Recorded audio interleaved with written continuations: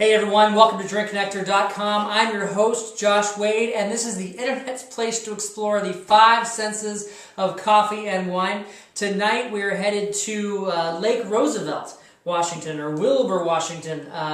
Real close to Spokane. I consider these guys a Spokane winery. They have their production facility in Wilbur, Washington, just about an hour and a half west of Spokane. But they also have a tasting room downtown on Cedar. So to me, in my book, that makes them a Spokane winery. They're the only Spokane winery that grows all of their own grapes that you see in these bottles. And they only grow red wine, which is Cabernet Sauvignon, Cab Franc, and Merlot at this time. So I'm sure they'll be planting some other things in their Roosevelt Shores vineyard as time comes to pass. So Michael Hagen family have been doing this for quite a few years, and I had the pleasure of talking with him a few interviews back, and just really a great, genuine guy who wants to hold true to what the fruit has to offer and not destroy it with the over-oaked fashion, New World kind of thing. So he's making some old world types of presentations of the wine, and I hope that comes across in the review. So I already poured the 2006 Merlot.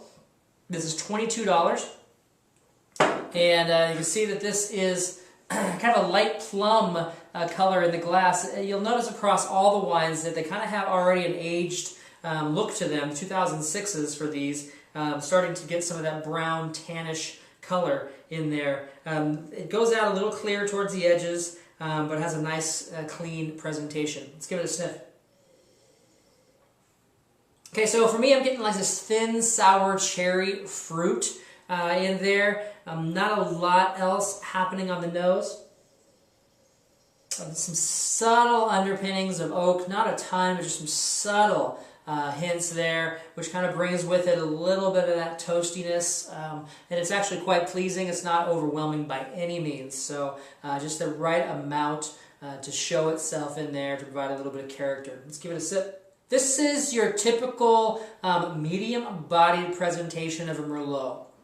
Not overly extracted, pretty elegant. The only off-putting thing that I find is on the back end. It's a little bit of heat from the alcohol, and the acidity is strong, so it'd be a great food wine. The wine is really begging to be drank while you're pairing it with a burger, some steak, barbecue ribs. A mild red pasta dish would be great with it as well. You do have so that it's not cherry, it's more of like a pomegranate or a red raspberry that you would get on the fruit flavors in there. So a little more of that tart fruit rather than a smooth cherry fruit in there. Next, we're going to move on to the 2006 Cab Franc. Cabernet Franc, typically, it's a blending grape somewhere in the 10 to maybe 20% range on a lot of Bordeaux-style wines or Meritage-style wines. But Washington State is really producing some kick-ass Cab Franc.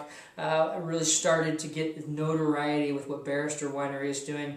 But I know that Michael Haig is doing some phenomenal stuff with his blending of Cab Franc. So this is a 100% presentation of it. Similar really in tone and color to the last wine, the Merlot. It's actually just a little bit thinner. I expected it to be a little bit thicker and creamier in there, and it presents itself more on like instead of a plummy purple or a light plum purple, it has some kind of tinges of blue. I don't know if that's the right color or not, but okay, let's give it a sniff.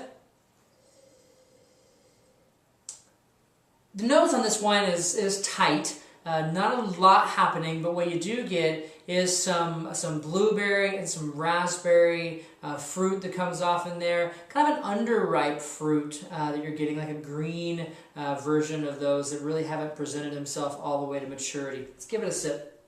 The Cab Franc is about the same mouth coating feel as the Merlot. Again, a medium-bodied wine.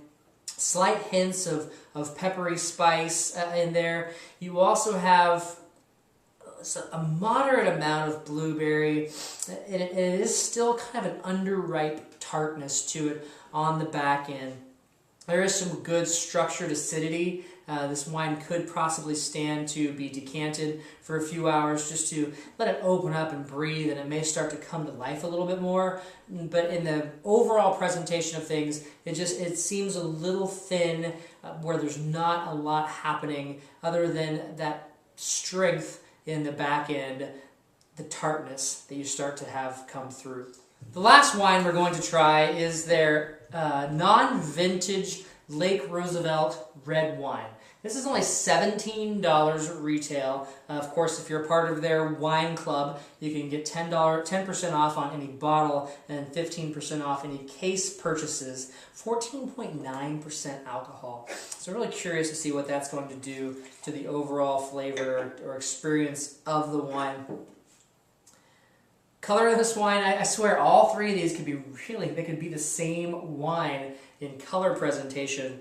That browning color, that tanning color, the port or the tawny port is starting to really come through. I know this is non-vintage, but I can certainly pick out that the fruit that's being put in this could be from 2005, 6, and 7 to get this type of coloration out of it. Good, strong color all the way to the edges. Let's give it a sniff. So on the nose, this wine has the most amount happening on it.